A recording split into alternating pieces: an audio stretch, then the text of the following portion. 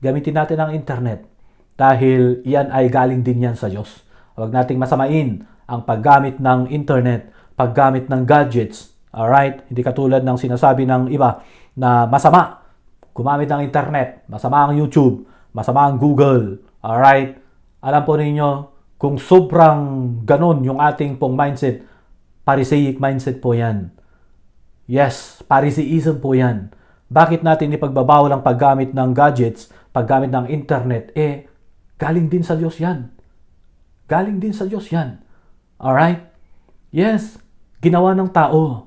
Pero hindi lang basta tao ang gumawa ng mga gadgets na ito. Matatalinong tao.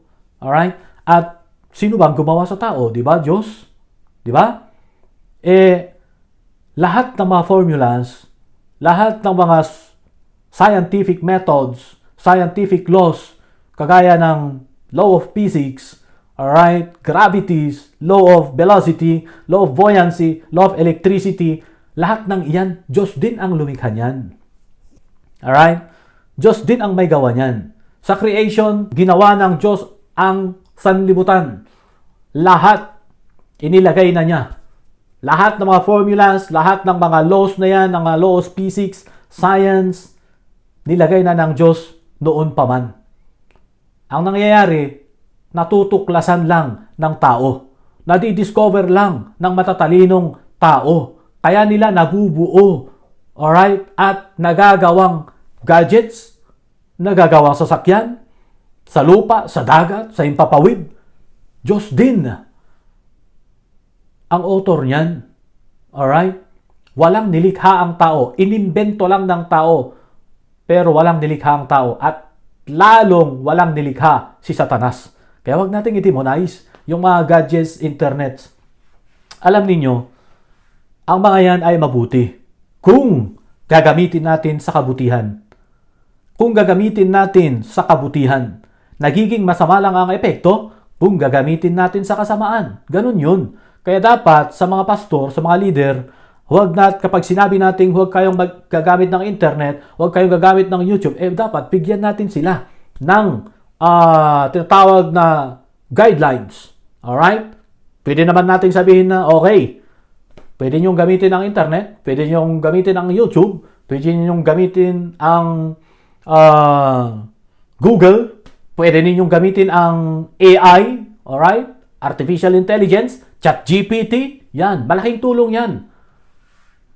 Basta't, alright, ito ang ating pong pamantayan para hindi tayo mawala. Dahil oo nga, totoo na maraming mga false teaching na kumakalat sa internet, pero hindi dapat na i-conclude natin na masama ang internet.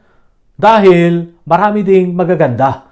Alright? Kung maganda ang hinahanap mo, maganda ang paggamit mo sa mga yan, maganda ang epekto.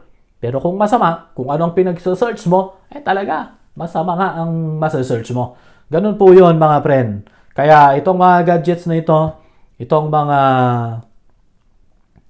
internet, ay malaking tulong po ito. Dahil mas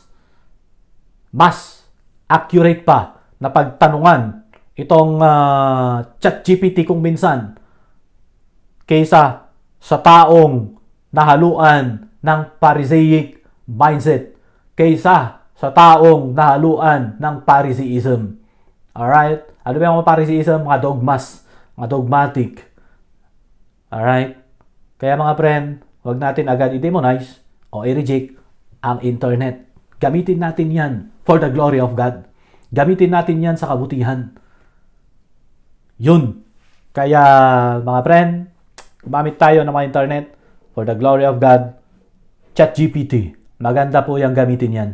Kung ang nasa-search natin, kung ang napapanood natin ay hindi tayo ilalayo sa ating pananampalataya sa Panginoong Jesucristo, basta't hindi tayo inilalayo sa katuruan ng Panginoong Jesucristo, pulutin natin. Pero, kung ang napapakinggan natin at napapanood ay inilalayo tayo sa ating pananampalataya kay Kristo, yun na, false teaching yun. At isa pa mga friend na paalala sa mga kapwa manggagawa, mga pastor, leader ng simbahan, Huwag tayong magsasabi ng false teacher yan, o false prophet yan, o false